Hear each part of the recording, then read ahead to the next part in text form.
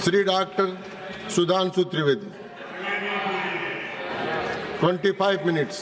माननीय सभापति महोदय, मैं आज का प्रारंभ जो नेता प्रतिपक्ष जी ने शुरुआत की थी वहां से करना चाहूंगा। आज 16 दिसंबर है और आज के दिन भारत की ऐतिहासिक विजय का वो दिन है जिसके लिए मैं स्मरण करना चाहूंगा उन सभी पात्रों को जिन्होंने ऐतिहासिक विजय में बड़ी भूमिका निभाई, चाहे ढाका में पैराट्रूपर्स को लीड करने वाले जनरल जे जैकब या chief of the eastern command general Jagjit Singh Arora या भारत के चीफ उस समय सैम मानेकशॉ और श्रीमती इंदिरा गांधी।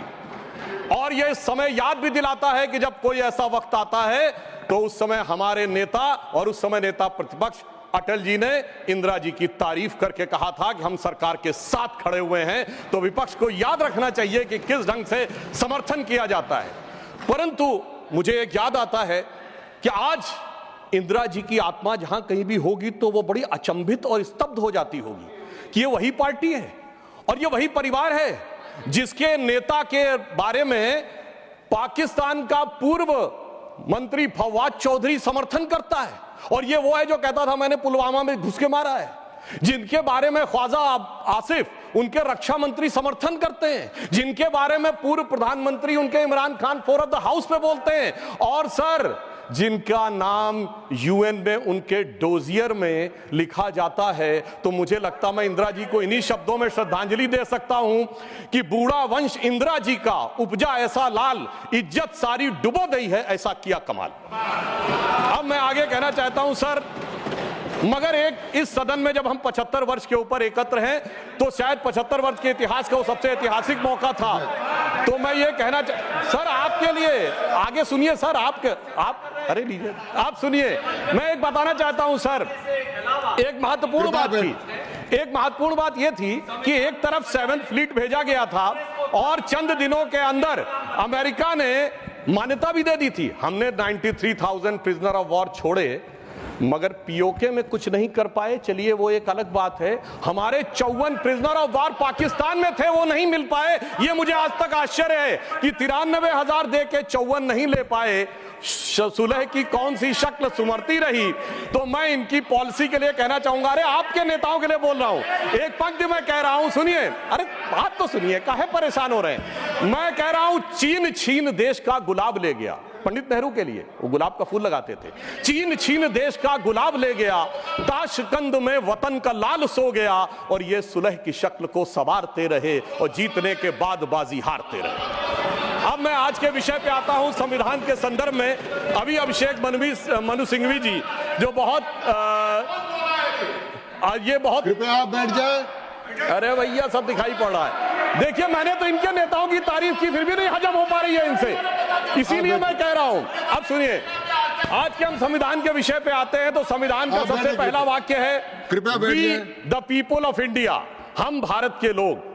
सभापति महोदय, अगर हम लोग और भारत इन 3 शब्दों का अर्थ समझ लें तो संविधान निर्माताओं का मूल भाव समझा जा सकता है। मगर अफसोस सर्वाधिक भ्रम इसी विषय को लेकर किया जाता है। अभी अभिषेक मनु सिंघवी जी ने बोला और कई वक्ताओं ने बोला कि ये बात का आशंका थी कि हम सरवाइव करेंगे कि नहीं डेमोक्रेसी में, मगर हम सरवाइव करने वाली बात नहीं। मैं आज के समय में अपने विपक्षी दलों से कहता हूं, पूरे ईस्टर्न हेमिस्फीयर में उठा के देखिए, बड़े देशों में sustainable absolute and vibrant democracy सिर्फ भारत है और जापान और ऑस्ट्रेलिया तो कॉन्स्टिट्यूशनल मोनार्की हैं। तो पूरे पूर्वी गोलार्ध में यदि देखा जाए तो absolute democracy, vibrant democracy, consistent democracy सिर्फ भारत है।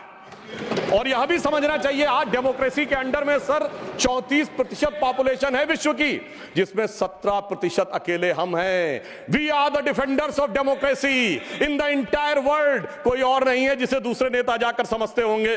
परंतु मैं यह भी बताना चाहता हूं, हम डेमोक्रेसी में सर्वाइव किए हैं तो यह कोई अनायास नहीं। कॉन्स्टिट्यूएंट असेंबली की डिबेट में डॉक्टर राधाकृष्णन ने कहा था, मैं कोट करता हूं, कि गणतांत्रिक व्यवस्था इस देश के लिए कोई नया प्रयोग नहीं है, यह इतिहास के आरंभ काल से भारत की व्यवस्था में थी। मैं बाबा साहब अंबेडकर को कोट करना चाहूंगा। उन्होंने कहा, लोकतंत्र की अवधारणा भारत के लिए कोई बाहर की अवधारणा नहीं है, it's not an align object. यह कोई अपरिचित चीज नहीं है, प्राचीन काल से भारत की व्यवस्थाओं में निहित थी। और उन्होंने बौद्ध संघों का उल्लेख किया। और मैं अपने सम्मानी मित्रों से कहना चाहता हूं, लोकतंत्र की व्यवस्था भारत में कहां से थी? 12वीं शताब्दी के कर्नाटक में भगवान वासवन्ना के अनुभव मंडपों को देखिए।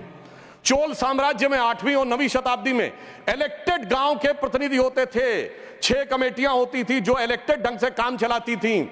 उसके पीछे जाइए तो वैशाली का गणराज्य, जिसका उल्लेख हमारे जदयू के अध्यक्ष जी ने भी किया, और उसके पीछे जाइए तो वैदिक काल में सभा और समितियां बैठकर इसी लोकतांत्रिक व्यवस्था के तहत कार्य किया करती थी।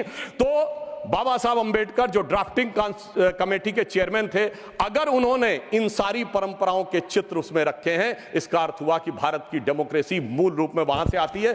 वैसे मैं एक और चीज कोट कर दूं, भारत रत्न पूर्व राष्ट्रपति डॉक्टर प्रणब मुखर्जी जी ने भी जून 2018 में आरएसएस हेडक्वार्टर पे अपने भाषण में कहा था कि भारत ही लोकतंत्र का मूल है और वैशाली का गणराज्य विश्व का पहला गणराज्य था। अब मैं बताना चाहता हूं कि हम भारत कैसा है, क्योंकि हमारे विरोधी लोगों को थोड़ा विदेश की बात ज्यादा समझ में आती है, तो देश क्या कहता है उससे ज्यादा समझिए विदेश क्या कहता है। और मैं सिर्फ 2 ही बड़े लोगों के नाम लूंगा। चाइना, मैं कहता हूं कोई भी जाके चेक करे, चाइना में एंशिएंट चाइनीज में भारत का नाम क्या है? ट्यान जाओ, TIANZHOU। जाओ शब्द वहां पर केंद्र के लिए प्रयोग होता है, जैसे हमारी भारत में पुर, जयपुर, नागपुर, कानपुर वगैरह वगैरह। अब टियान जाओ अगर आप जाके आज सर्च करेंगे तो विकिपीडिया में कुछ उन्होंने घपला कर रखा है, सीधे सीधे लिख के नहीं आता, पर चाइनीज भाषा की डिक्शनरी में जाइए, TIN टियान का अर्थ है हेवन और जाओ का अर्थ है केंद्र। तो चाइना के एंशिएंट में माना जाता था भारत क्या है? It is the centre of heaven. Ancient Japanese में भारत का नाम है Tenjiku, that is the centre of heaven. और ये कहते देश ही नहीं था, और चीन भी कह रहा है और जापान भी कह रहे हैं कि ये देश तो वो है जो स्वर्ग का केंद्र था। अब मैं बताना चाहता हूं, मिडिल ईस्ट में, अरब में 8वीं और 10वीं शताब्दी में जितने भी बड़े बड़े अरब के राइटर्स हुए हैं, चाहे इब्ने असीर हो, इब्ने कसीर हो, इब्ने तबरी हो, इब्ने खल्दूम हो, उन्होंने क्या लिखा है? अजीदुल रिहल उल इलामीन बिल इलादुल हिंद, यानी when I look towards the India the cool breeze of knowledge comes to us. तो इधर का भी, पूरब का भी बता दिया, पश्चिम का भी बता दिया, मगर हम क्या करें? ऑर्थर शोपेनहावर ने लिखा इंडिया के लिए कि यहां पर product of highest human wisdom की ऊपनिषदिक फिलॉसफी आई है। ये हमारा देश था, मगर अफसोस आज भी लोग ये कहते हैं कि जब माननीय प्रधानमंत्री जी ये कहते हैं कि Bharat is a mother of democracy, तो ये संविधान की मूल भावना के अनुरूप कहते हैं, मगर अभी भी कहीं कहीं लोगों को डिफेंडर्स ऑफ डेमोक्रेसी कहीं और से नजर आते हैं। इसलिए हमारे इस देश के लिए सभापति महोदय क्या कहा जाता था? गायन्ति देवः किल गीत कानी धन्यास्तुते भारत भूमि भागा स्वर्गापवर्गास्पद भाग हेतु भवंति भूयः पुरुषा स्वरत्वात्। अर्थात ये भारत भूमि धन्य है, देवता जिसकी स्तुति में गीत गाते हैं, क्योंकि स्वर्ग में रहने के बाद भी मनुष्य के रूप में जन्म लेने को यहां लालायित रहते हैं, क्योंकि हम मोक्ष भूमि है। और वैसे ऑन द लाइटर नोट मैं कहना चाहूंगा, जो लोग मानते नहीं है कि भारत डेमोक्रेसी कि वो कहते हैं इंग्लैंड के मैग्ना कार्टा 1215 से आया था, वो इंग्लैंड को मानते मदर ऑफ डेमोक्रेसी। तो सभापति महोदय मैं कहना चाहूंगा कि इंग्लैंड के पूर्व प्रधानमंत्री की मदर इन लॉ हमारी इसी सदन की सदस्य हैं, तो मदर ऑफ डेमोक्रेसी ना मानो तो mother in law of democracy ही मान लेना चाहिए। अब मैं ये कहना चाहता हूं महोदय कि ये देश कैसे एक था जो वी द पीपुल कहा गया है। मैं बताना चाहता हूं कि जब माननीय प्रधानमंत्री जी ने श्री राम जन्मभूमि का उद्घाटन करना था, तो उससे पहले वो दक्षिण के जिन मंदिरों में गए थे उसमें से एक तमिलनाडु का श्रीरंगम मंदिर है। उस श्रीरंगम मंदिर का महत्व क्या है? यह माना जाता है कि अयोध्या के जो कुल देवता हैं भगवान विष्णु, वो श्रीरंगम के रूप में वहां विद्यमान हैं, क्योंकि जब उन्हें युद्ध करना था, विभीषण का राज्याभिषेक करना था, तो अपने कुल देवता को वहां स्थापित किया। समझिए, अयोध्या के वो नरेश हैं पर कुल देवता तमिलनाडु में है। देश इस प्रकार से जुड़ता है। भगवान कृष्ण ने अपना शरीर छोड़ा द्वारका में और हृदय उनका जगन्नाथपुरी में है। देश इस तरीके से जुड़ता है। इसके बावजूद लोगों को समझ में नहीं आता कि यह देश कभी जुड़ता था। तो मैं कहना चाहता हूं, आज भी कभी जब आप पूजा करते हैं तो हाथ में जब जल लेते हैं तो पंडित क्या बोलते हैं? गंगे च यमुने च गोदावरी सरस्वती नर्मदे सिंधु कावेरी जलेस्मिन् सन्निधिं कुरु। देश की सारी नदियों का स्मरण हो जाता है। इस प्रकार से देश एक संकल्प के थ्रू आकर एक प्रकार से जुड़ता है। और इसीलिए इसकी डेफिनेशन भी दी गई। अगर इंडिया दैट इज भारत कहा गया है हमारे कॉन्स्टिट्यूशन में, तो इंडिया एक ज्योग्राफिकल कॉनोटेशन है जो इंडस रिवर के इस तरफ है, तो फिर देश कैसे नहीं था। और भारत के बारे में कहा गया है उत्तरम यद समुद्र से दक्षिणम च हिमाद्री वर्षम यद भारत नाम भारतीय से संतति। पूरे भारत की डेफिनेशन दी गई है जो समुद्र के उत्तर में और हिमालय के दक्षिण में है। मगर हम क्या बताएं कि अभी भी लोगों के दिमाग में वो विचार है। अब मैं अगले विषय के ऊपर आता हूं, स्वतंत्रता आंदोलन। कांग्रेस बहुत दावा करती है कि उसने स्वतंत्रता आंदोलन में बड़ा काम किया। निश्चित रूप से योगदान था कांग्रेस के बड़े नेताओं का, हम इसको नकारते नहीं हैं, परंतु उस योगदान के बाद उस योगदान में कितना मिष्ठान लेने का प्रयास हुआ, यह मैं कांग्रेस के एक नेता कोट करना चाहता हूं। आप सबने बड़ा प्रसिद्ध गीत सुना होगा, कदम कदम बढ़ाए जा खुशी के गीत गाए जा, जो आजाद फौज का गीत था। इसको लिखने वाले थे बंशीधर शुक्ल, वो कांग्रेस के नेता थे। 42 में भारत छोड़ो आंदोलन के वजह से उनको निकाल दिया गया नौकरी से। वो लखनऊ में आकाशवाणी में कार्य करते थे, मगर जब आजादी के बाद उन्होंने जो भ्रष्टाचार देखा तो उन्हीं की पंक्ति में कोट करता हूं। क्यों, पहले कांग्रेस का एक चवन्नी हुआ करता था सदस्यता शुल्क, नारा होता था एक चवन्नी चांदी की जय बोलो महात्मा गांधी की। अब बंशीधर शुक्ल जी ने लिखा कि अब क्या होने लगा। उन्होंने कहा, कहां हूं बेड़िन की झनकार, कहां एक कुर्सी गद्देदार, कहां चवन्नी मांगे गुजर, कहां अब रिश्वत बेसुमार, हुईगा स्वतंत्र भारत हमार। और आगे उन्होंने लिखा कि कॉलेज की सब खिड़की स्वतंत्र, टीचर लड़का लड़की स्वतंत्र, हाकिम स्वतंत्र हरहा स्वतंत्र, गलियार घूर चरहा स्वतंत्र, परतंत्र हुए ईमानदार, हुईगा स्वतंत्र भारत हमार। ये तो मैं 1950 के आसपास की बात बता रहा हूं, जिस जमाने के विषय में आप ये कहते हैं। मगर अब मैं आता हूं संविधान में, जो पहला संविधान संशोधन किया गया, जिसके बारे में हमारे बहुत से लोग बोल चुके हैं, मैं डिटेल में नहीं जाना चाहता। मैं सिर्फ ये बताना चाहता हूं, अभिव्यक्ति की स्वतंत्रता या फ्रीडम ऑफ स्पीच हमारी परंपरा में है। और परंपरा जिस सीमा से है, मैं चुनौती से कहता हूं, दुनिया में कोई कंट्री, कोई सिविलाइजेशन नहीं हो सकता। हमारे यदि एक तरफ यह माना गया है कि वेद ब्रह्म वाक्य है, वेद वाक्यम जनार्दनम, तो यहीं पर एक ऐसा भी संप्रदाय हुआ जिसने कहा त्रया वेदस्य कर्तारा धूर्तो भांड निशाचरा। वेद के पढ़ने वाले 3 धूर्त भांड और निशाचर, उस चरवाक को भी स्थान दिया गया। इससे ज्यादा उदार फ्रीडम ऑफ स्पीच किसी को चाहिए? जो कहते फ्रीडम ऑफ स्पीच सिर्फ पंडित जवाहरलाल नेहरू के माध्यम से आई थी। अब मैं बताना चाहता हूं, जो फर्स्ट अमेंडमेंट हुआ, अगर उस समय 2 घटनाएं नहीं होती, सरदार पटेल जी की मृत्यु हो गई थी 15 दिसंबर 1950, और श्यामा प्रसाद मुखर्जी जी ने कैबिनेट छोड़ दिया था 6 अप्रैल 1950। अगर इन दोनों में से कोई होता सरकार में, तो मुझे पूरा विश्वास है कि यह नहीं हो पाया होता। परंतु उस फ्रीडम ऑफ स्पीच की कैजुअलिटी क्या हुई, मैं एक बताना चाहता हूं। बाबा साहब अंबेडकर ने जब 6 अक्टूबर 1951 को अपना इस्तीफा दिया है, जयराम रमेश जी ने वो बात ठीक कही थी कि उसका उपलब्ध है सरकार के आंकड़े में भी, मगर मैं कोट, हाँ वो जी बिल्कुल है, ये है सर, ये है। मगर अब मैं कोट करना चाहता हूं कि बाबा साहब अंबेडकर ने के बारे में पद्म भूषण धनंजय कीर ने, जो कि इंदिरा जी की सरकार के द्वारा पद्म भूषण प्राप्त है, सबसे ऑथेंटिक बाबा साहब की जिन्होंने ऑटोबायोग्राफी लिखी, उन्होंने लिखा 10 अक्टूबर 1951 को लोकसभा में बोलने के लिए खड़े हुए। उनसे कहा गया मुझे अपना बयान प्रस्तुत करने की अनुमति दी जाए, तो उपसभापति ने कहा कि श्रीमान अंबेडकर, अगर आप अपने भाषण की कॉपी हमें पहले दे दी होती तो हम अनुमति दे सकते थे, आप चाहें तो 6 बजे के बयान अपना बयान दे सकते हैं। सभापति की बात सुनकर अंबेडकर जी को अचरज हुआ और धक्का लगा। उन्होंने कहा, क्या अंबेडकर, तो एक संसद सदस्य श्री कुंजरू और श्री कामत ने उपसभापति से पूछा, क्या अंबेडकर के भाषण की जांच की जाएगी? इस पर उपसभापति ने कहा, मुझे देखना जरूरी है, इस पर ध्यान देने की जरूरत है। डॉक्टर अंबेडकर के बयान में कुछ अप्रासंगिक या बदनामी करने वाली बात तो नहीं है। तब डॉक्टर अंबेडकर ने गरज कर कहा कि मैं इस तरह की तानाशाही के आगे नहीं झुकूंगा, और यह कहकर वो सदन के बाहर चले गए और प्रेस में उन्होंने अपना वक्तव्य जारी किया। अब मैं दूसरा एक उदाहरण देना चाहता हूं, जो ये लोग बहुत बात करते हैं कि डॉक्टर अंबेडकर के विषय में इनके क्या विचार थे। मैंने अंबेडकर जी का विचार कोट किया, अब मैं कोट कर रहा हूं जवाहरलाल नेहरू जी का विचार, किसी अन्य का नहीं। जवाहरलाल नेहरू जी ने 16 जनवरी 1952 को चुनावों के उपरांत एडविना माउंटबेटन को पत्र लिखा। उसमें एक लाइन है, मैं कोट कर रहा हूं और सोर्स भी कोट करूंगा। On the other hand, in Bombay city and to the large extent in Bombay province, our success has been greater than expected. यानी वो चुनाव में विजय पर खुशी जाहिर कर रहे हैं, और आगे क्या कह रहे हैं, Ambedkar has been dropped out, यानी प्रसन्नता है कि अंबेडकर जी चुनाव हार गए। फिर मैं पूरा पत्र नहीं पढ़ रहा हूं, इसी पत्र में वो आगे लिखते हैं, the socialist combined with Ambedkar's party and thereby they lost their repute, यानी अंबेडकर जी की पार्टी से जुड़कर उनकी प्रतिष्ठा कम हो गई। और महत्वपूर्ण बात मैं ध्यान देना चाहूंगा सदन का, आगे वो कहते हैं, but Ambedkar has combined with Hindu communalist, यानी वो कह रहे हैं अंबेडकर जी हिंदूवादियों के साथ आ गए थे। सर सोर्स है selected works of Jawaharlal Nehru series 2 volume 17 page number 35 to 37। मुझे लगता है शायद बहुत से बक्से जिनकी मांग की गई है वो इसीलिए हटा लिए गए हों कि हर बक्सा अंदर से बोलता हो कि बैठा हूं दिल में इतने राज छुपाए, जरा सा होठ हिले तो न जाने कितनों के दिल डगमगाए।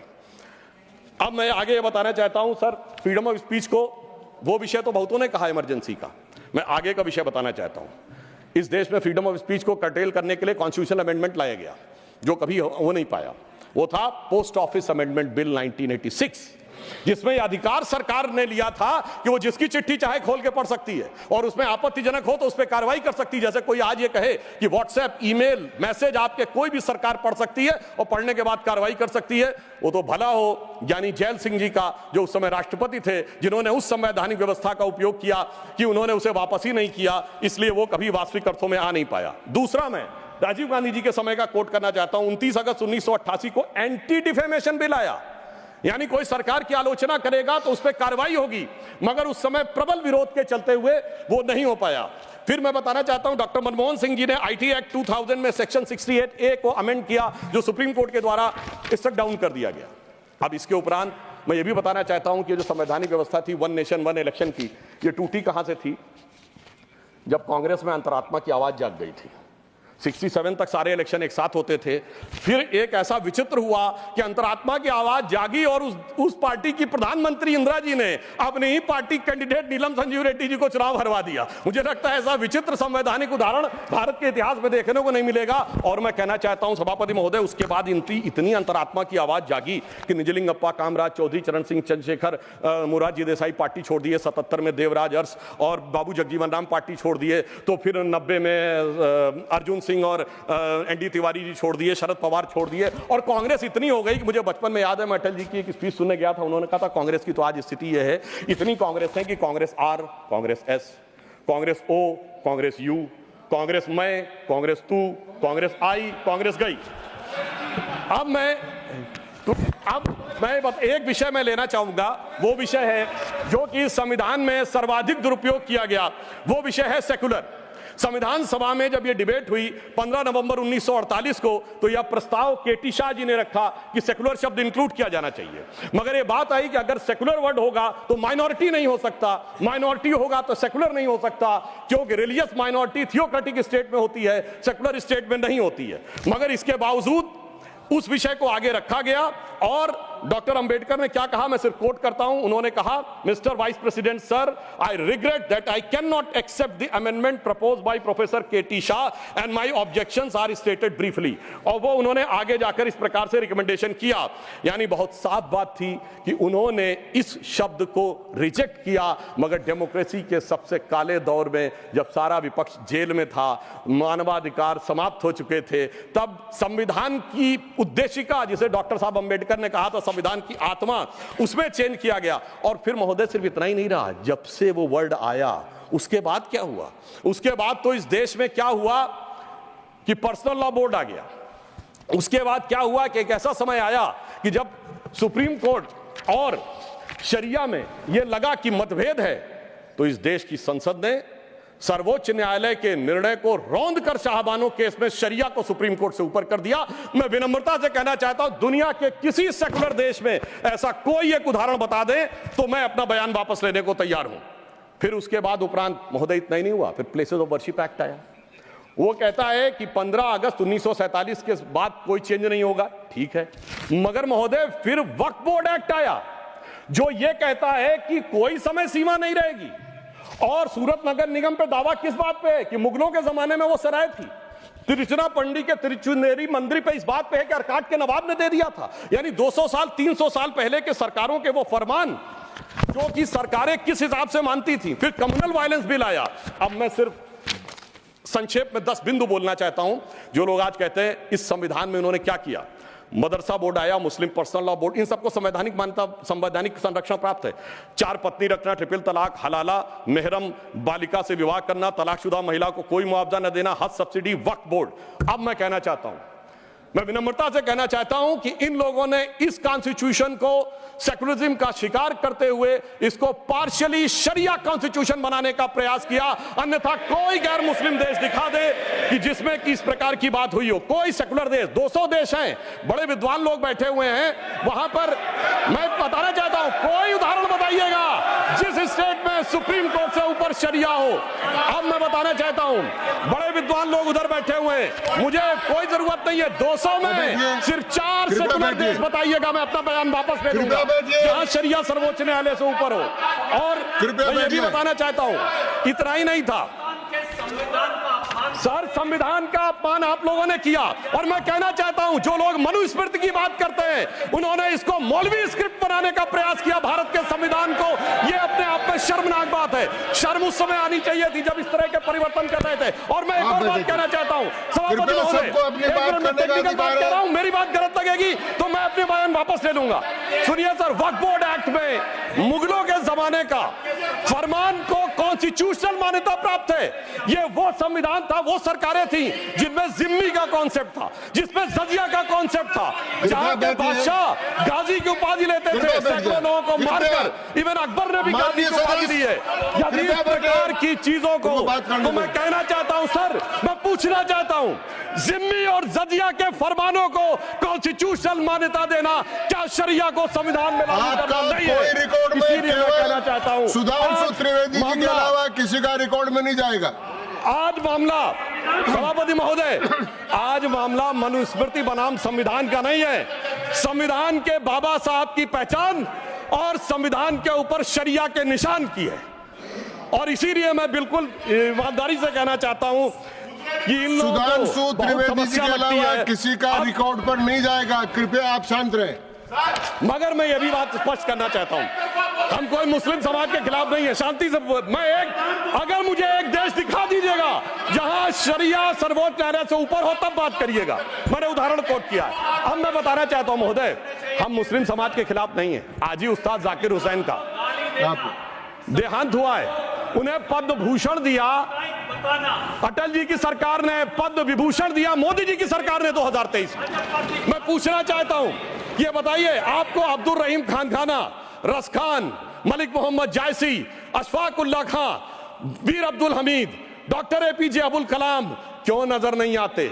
आज हमारे गवर्नर आरिफ मोहम्मद खान साहब हैं। मैं चैलेंज करके कहता हूं कि पॉलिटिकल क्लास में कोई उनसे बड़ा आलिम फाजिल मुस्लिम हो जो बात करके दिखा दे, मगर ये उसे नहीं मानते। हमने डॉक्टर कलाम को राष्ट्रपति बनाया। आलम इस्लाम में बैतुल हिकमत के बाद से पिछले 700-800 सालों में उनसे बड़ा साइंसदान नहीं पैदा हुआ, पर उसको नहीं मानते। किसको मानते हैं? जाकिर नायक, इशरत जहां, याकूब मेनन, बुरहान वानी। इसकी वजह से सारी प्रॉब्लम है।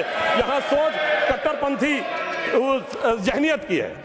और मैं सभापति महोदय ये एक और फैक्ट कोट करना चाहता हूं, इन लोगों को बहुत वो लगता है, तो मैं फ्रीडम हाउस रिपोर्ट, वैसे फ्रीडम हाउस में बहुत से लोग इनके मित्र लोग भी हैं, उसका annual survey of political rights and civil liberties 1999-2000 वो कहता है कि दुनिया में धार्मिक मान्यता का लोकतंत्र से क्या रिश्ता है। तो वो पेज नंबर 1011 पे लिखता है, there is a strong correlation between electoral democracy and Hinduism. वो कहता है कि जहां हिंदू धर्म है वहां पर ज्यादा डेमोक्रेसी, और उसमें Fiji, Guyana, Mauritius, Bharat, Nepal बहुतों को कोट किया है। और फिर उसने जो आगे कहा है वो इनको लगेगा, फिर उसने बुद्धिस्ट, व्हाट्सएप नहीं, मैंने कोट किया है रिपोर्ट के साथ, हवा में बात मत करिए। अब मैं आपको बताना चाहता हूं, और उन्होंने आगे एक और बात कही है। ब्रुकिंग्स ने अपनी रिपोर्ट में 2019 में मोदी जी के समय क्या लिखा है? India is a silver lining, even a gold lining of democracy, reported released in February 2019. सुनिए, WhatsApp की बात करने वाले, February 2019 titled Democracy and Disorder and the Struggle for Influence on New Geopolitics, page number 31। अब मैं एक दो विषय का उत्तर देना चाहता हूं जो हमारे माननीय नेता प्रतिपक्ष जी ने कहा। उन्होंने कहा कि झंडे का विरोध करने की बात, हम तो ईमानदारी से कहना चाहते हैं कि हम कभी झंडे के विरोध में नहीं थे। झंडे में, अब सर पूरी बात सुनिए सर, मैं कोट कर रहा हूं, अब सर मैं कोट कर रहा हूं, अब सुनिए सर, मैं महात्मा गांधी को कोट कर रहा हूं, सुनिए सर, महात्मा गांधी कोट कर रहा हूं। महात्मा गांधी ने 6 अगस्त 1947 को कहा, अगर भारत के झंडे पर चरखा अंकित नहीं होगा तो इस झंडे का अभिवादन करने से मैं इनकार कर दूंगा। आप आप तो जानते ही हैं, भारत के राष्ट्रीय झंडे पर सबसे पहली परिकल्पना मैंने की थी। बिना चरखे के निशान के भारतीय झंडे की कल्पना नहीं है। वैसे पंडित नेहरू और अन्य लोगों ने मुझे बताया है कि नए ध्वज में बना चक्र चिन्ह चरखे का प्रतीक है। कुछ लोग इसे सुदर्शन चक्र बताते हैं, मगर मैं समझता हूं क्या है सर। स्रोत है संपूर्ण गांधी वाङ्मय, खंड 89, पृष्ठ 11। अब आप बताइए, आप कहेंगे कि महात्मा गांधी उनका विरोध कर रहे थे, इसलिए मैं कहना चाहता हूं महोदय, 2-3 मिनट में समाप्त कर दें। जी मैं समाप्त कर रहा हूं सर। एक बात और कहना चाहता हूं, अंगूठा कटवाने की बहुत बात कही गई। वैसे इतने अंगूठे कटे हैं पिछले 60-70 सालों में कि उन्हें एकलव्यों से पूछ लिया जाए तो समझ में आ जाएगा। मगर जो लोग बहुत ज्ञान बघाड़ते हैं, मैं उनसे पूछना चाहता हूं, किसी ने महाभारत में पढ़ा है क्या कि मैकाले का ही थॉट पढ़े आ रहे हैं? मैं किसी के प्रति अपमान नहीं करना चाहता। 100 में 99 लोगों को यह नहीं पता कि वो किस चैप्टर में है। महाभारत के वन पर्व में है, जहां पर जब एकलव्य का वो पूरा विशेष नहीं जाता, जब द्रोणाचार्य उससे पूछते तुम अपना परिचय दो, तो कहता मैं मगध नरेश जरासंध के प्रधान सेनापति हिरण्यधनु का पुत्र Eklavya. He was the chief of the armed forces. माननीय सदस्यगण, आप ऐसे कहते हैं जैसे माननीय सदस्यगण, जो बचे हुए माननीय सदस्य बोलने वाले हैं उनको कल अवसर मिल सकेगा। आप कृपया 1-2 मिनट में समाप्त करें। जी हम समाप्त करते हैं। तो इसलिए मैं कहना चाहता हूं, जब अगर आप हकीकत में देखेंगे तो समझ में आएगा। और मैं आज प्रधानमंत्री जी को धन्यवाद देना चाहूंगा। महोदय, ये जरासंध की सेना वो थी जो उस समय भारत की सबसे शक्तिशाली सेना थी, जिसके लिए कृष्ण जी भी एक बार छोड़े थे तो रणछोड़ नाम पड़ा था। अगर ट्राइबल उसका चीफ था, यह भी तो पूरी बात बताओ। और आज 5000 साल के बाद जब महामहिम राष्ट्रपति ट्राइबल समाज से हैं, तो पहली बार तीनों सेनाओं का सर्वोच्च अध्यक्ष एक बार पुनः ट्राइबल हुआ है। तो मुझे लगता है भारत की परंपरा को सही ढंग से समझने का एक अवसर मिला है। इसलिए मैं कहना चाहता हूं सभापति महोदय, बस 1-2 लाइन में समाप्त करता हूं। अगर महाभारत ही पढ़ना है तो महर्षि वेदव्यास की दृष्टि से पढ़ो, विदुर की दृष्टि से पढ़ो, शकुनी की दृष्टि से पढ़ोगे, भाइयों को लड़ाने वाले शकुनी की दृष्टि से, तो यही नजर आएगा। मगर क्या बताएं सभापति महोदय, ये भाइयों में लड़ाने वाले शकुनी, भाइयों में लड़ाने वाले मंथरा की मनोवृत्ति इतनी व्याप्त हो गई है देश में कि आज इस देश को, और मैं एक पॉइंट और कहना चाहता हूं सर, कमिटेड जुडिशरी की तो बहुत बात की गई, पर इस देश में एक ऐसा उदाहरण भी हुआ है जब एक जज कांग्रेस का नेता रहने के बाद जज हो गया। सर 1962 से 68 तक जस्टिस बेहरुल इस्लाम राज्यसभा में कांग्रेस के सदस्य रहे। फिर 68 से 72 तक दोबारा सदस्य रहे। 72 में उन्होंने रिजाइन किया और जाकर बन गए गुवाहाटी हाईकोर्ट के जज। फिर वो वहां बने चीफ जस्टिस गुवाहाटी हाईकोर्ट में। उसके बाद महोदय उन्होंने रिजाइन किया और बरपेटा से कांग्रेस का टिकट मिला। अब वो टिकट इलेक्शन काउंटर मांड हो गया। 84 में फिर राज्यसभा के सदस्य बन गए। अरे भाई, इस्तीफे के बाद आप बहुत कहेंगे कि जो राज्यसभा में आए कांग्रेस के नेता सांसद रहने के बाद, और उन्हें सुप्रीम कोर्ट का जज 8 महीने के गैप के बाद बनाया गया। मुझे लगता संविधान का इससे बड़ा अपमान नहीं हो सकता था जो हमें देखने को मिला। और अंत में सभापति महोदय, मैं सिर्फ यह कहना चाहूंगा एक पंक्ति में कि भारत की लोगों के बारे में एक विचार करिए। कुंभ का मेला होने जा रहा है, जो दुनिया का सबसे बड़ा ऑर्गेनाइजेशन है, और ये किस साइंटिफिक आधार पे होता है? जुपिटर के 12 साल के सर्किल पे। अरे उन्हें तो 200-300 साल पहले जुपिटर के सर्किल का नहीं पता था, हम हजारों साल से आ रहे हैं। मगर क्या बताएं महोदय, जिनकी सोच ही देश के लिए अलग है। तो मैं अंत में कहना चाहूंगा, उनके लिए हम लोग कभी एक गीत गाते थे जब हमारी सरकार नहीं थी, उगा सूर्य कैसा कहो मुक्ति का ये, उजाला करोड़ों घरों में न पहुंचा। तो मैं उनके लिए कहना चाहता हूं, न संयम व्यवस्था न एकात्मता है, भरी है अभी तक मनों में गुलामी, वही राग अंग्रेजियत का पुराना, सुनाते बड़े लोग नामी गिरामी, प्रजातंत्र की धार उतनी गगन से मगर निर्जन सागरों तक न पहुंचा, उगा सूर्य कैसा कहो मुक्ति का ये। अंत में मैं एक पंक्ति कहकर समाप्त करता हूं। सर, इन्होंने जितना भी विभाजन क्रिएट करने का प्रयास करें, पर हम उस सिद्धांत को मानते हैं कि जाति, वर्ग और प्रांत भेद के भ्रम को दूर भगाता है। सबके मन का भाव एक है, सबकी भारत माता है, अनेकता में ऐक्य मंत्र को जन जन फिर अपनाता है। देखो प्यारा देश हमारा आगे बढ़ता जाता है। धन्यवाद। The House stands adjourned to meet at 11 AM on Tuesday, the 17th December 2024. धन्यवाद।